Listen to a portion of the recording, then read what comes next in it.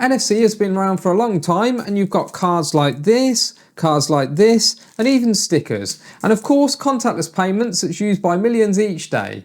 Using apps on your phone like NFC Tools or Apple Shortcuts can allow you to create really cool automations. So you can do things like allow your guests to access your Wi-Fi so they feel more like they're in a hotel. You can use it to open specific apps on your phone rather than trying to find the app, and also to open Google Maps in a specific location. If you install applications like Taster for your Android smartphone, then you can do even more. You can do things like change your ringer mode, send SMS messages, and lots more. And if you really want to take things to the next level, then you can use the NFC tag functionality available in Home Assistant and trigger all your smart home automations with NFC tags or stickers. So keep watching this video if you want to find out how to do all of this and a few other things as well.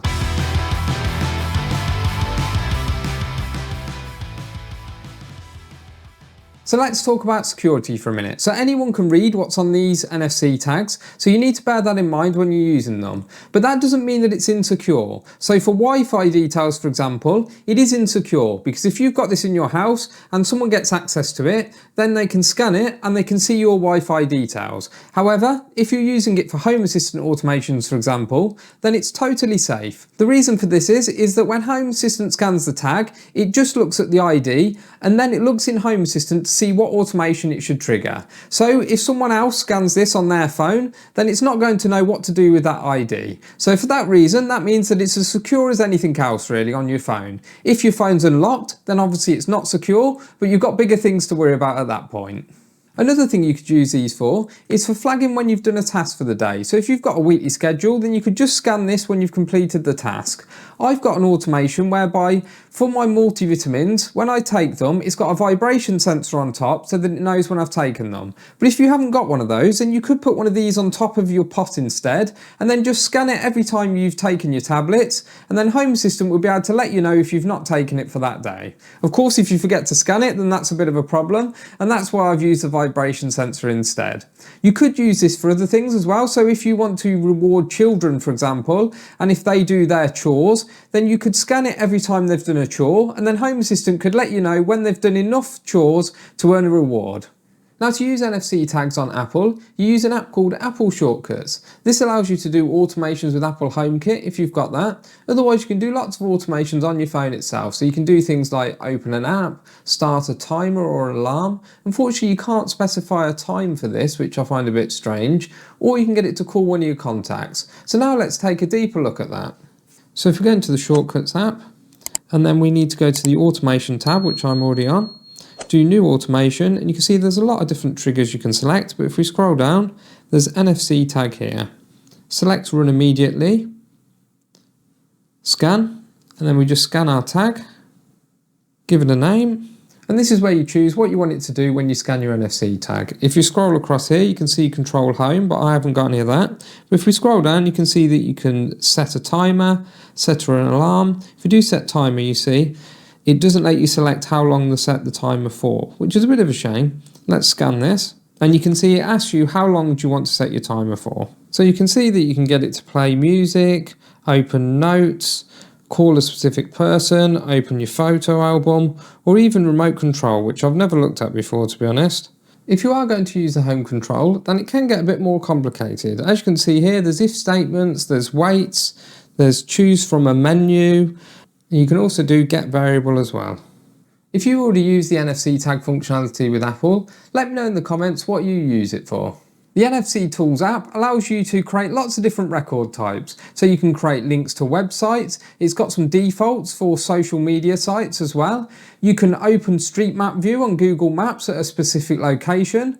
You can connect to Wi-Fi, and also you can create a contact as well. So you could have it as a business card and people just scan it and then it creates a contact for them automatically.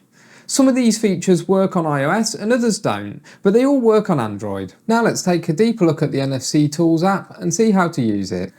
So we're now in NFC Tools, and if we go to the right tab, and then we can press Add Record, and you can see all the different options available here. So if you go to the text one, then it allows you to just create some plain text. And there's the URL one where you can just add a URL, Or there's also a social network one. This is quite cool, I think. There's a lot of different social networks here. And basically, it just has the URL again, but then you just add the thing at the end. So in this case, username for GitHub. There's also a search engine one. So you've got Amazon here, for example. So it will just prefix the URL again and then have the search name at the end. You can see there's a big list here as well. To add a contact, you just go add contact. You've got contact added. Then you just press write and then write complete. Now let's scan the contact and you can see it's created the contact. To add a Wi-Fi network, you just go to Wi-Fi network at the bottom here and then we need to add the details. So for authentication, it's usually WPA2 personal. And then for encryption, it's typically AES or TKIP. Just try a few different ones. And then put in your SSID and your password. There's also a search option here where it will search the different SSIDs near you. It's also worth noting that you can add more than one record to an NFC tag. Just bear in mind that different NFC tags have different sizes and so you can store more data on some than others. Also, when you're scanning the tag, it's only going to scan the first record, I think it is. Otherwise, you're going to have to use an NFC reader like NFC Tools to see what's in the other records.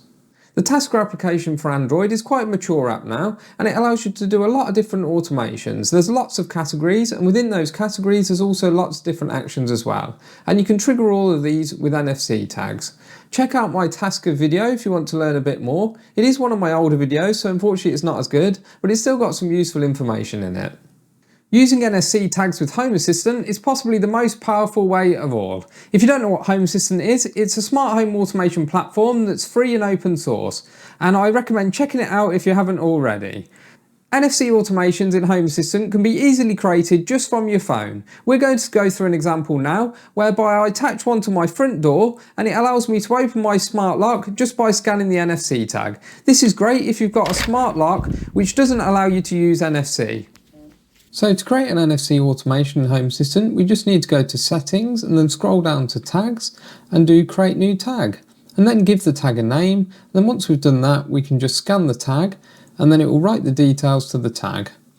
Now we need to create an automation. So we want to go back a page and then we want to go to Automations, create a new automation and then create a new blank automation.